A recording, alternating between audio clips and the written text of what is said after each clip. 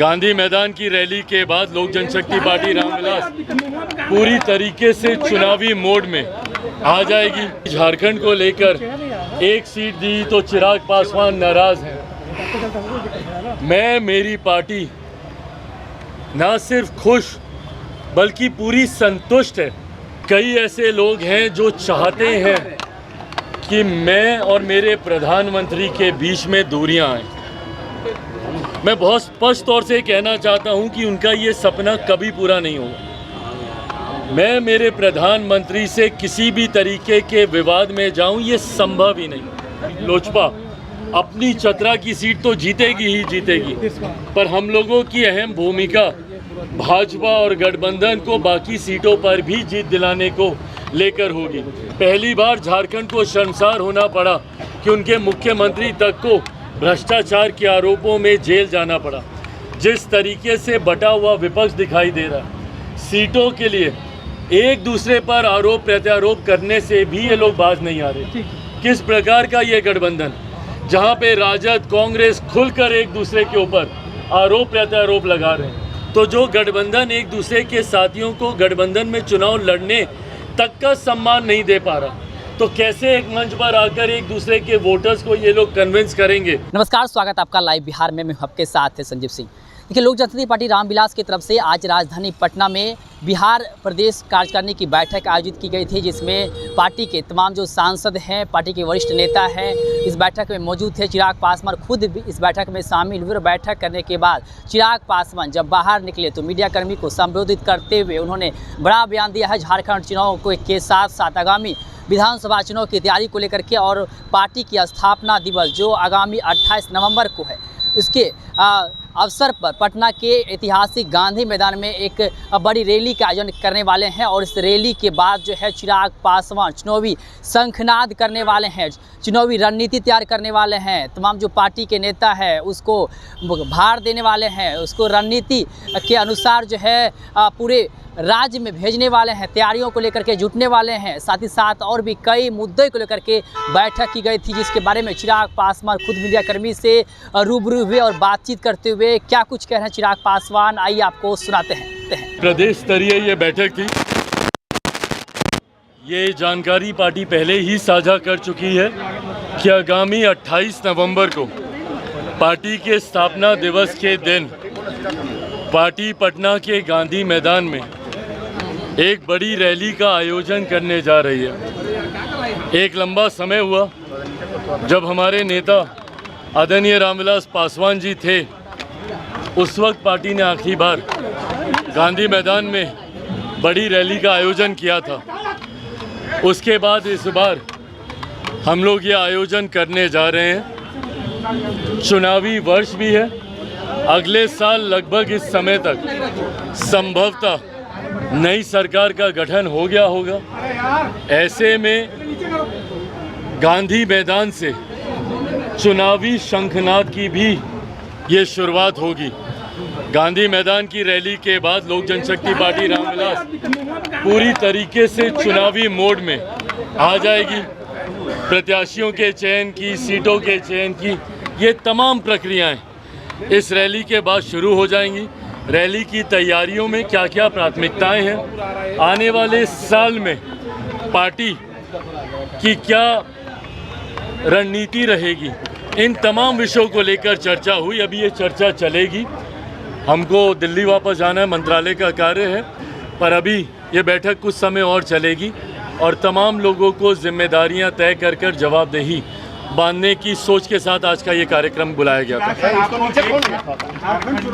कोई नाराजगी आपकी तैयारी और दूसरा सवाल लेटरल एंट्री, चाहे आरक्षण, चाहे वक्फ बोर्ड का मुद्दा हो, कई मुद्दों पर आपका सरकार से अलग स्टैंड रहा है, तो क्या अभी भी नाराजगी है? भाई, मैं एक बात मैं स्पष्ट कर दूं कि कई ऐसे लोग हैं जो चाहते हैं कि मैं और मेरे प्रधानमंत्री के बीच में दूरियां आएं।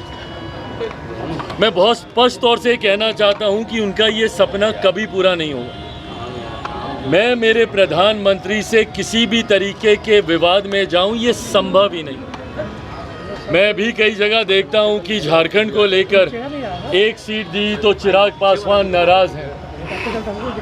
मैं, मेरी पार्टी ना सिर्फ खुश बल्कि पूरी संतुष्ट है कि भारतीय जनता पार्टी ने एक दूसरे राज्य में भी लोक जनशक्ति पार्टी रामविलास को वही सम्मान देने का काम किया जो सम्मान वो हमारे नेता आदरणीय रामविलास पासवान जी के रहते हुए देती थी। उन्होंने बल्कि इस बार तो और सम्मान को बढ़ाने का काम किया गया। 2014 में भी हम लोग को एक सीट दी गई थी झारखंड में लड़ने के लिए, शिकारी पारा की वो सीट। उस वक्त पार्टी बहुत ज़्यादा संतुष्ट नहीं थी उस सीट के चयन से।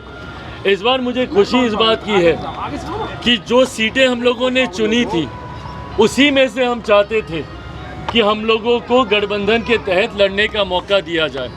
उस लिस्ट ऑफ सीट में से ही हम लोग को वो सीट मिली है।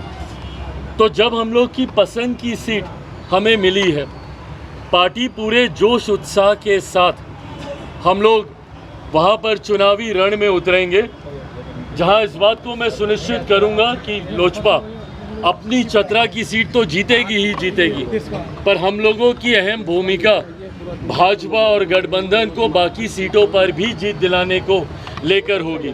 कल वहाँ पे परसों 24 तारीख को वहाँ पे नामांकन है। उस नामांकन में भी मैं झारखंड जाऊँगा और मैं मानता हूँ, पूरा विश्वास है कि हेमंत सोरेन जी की मौजूदा सरकार, जिसमें इतने विवाद और भ्रष्टाचार देखने को मिले, पहली बार झारखंड को शर्मसार होना पड़ा कि उनके मुख्यमंत्री तक को भ्रष्टाचार के आरोपों में जेल जाना पड़ा।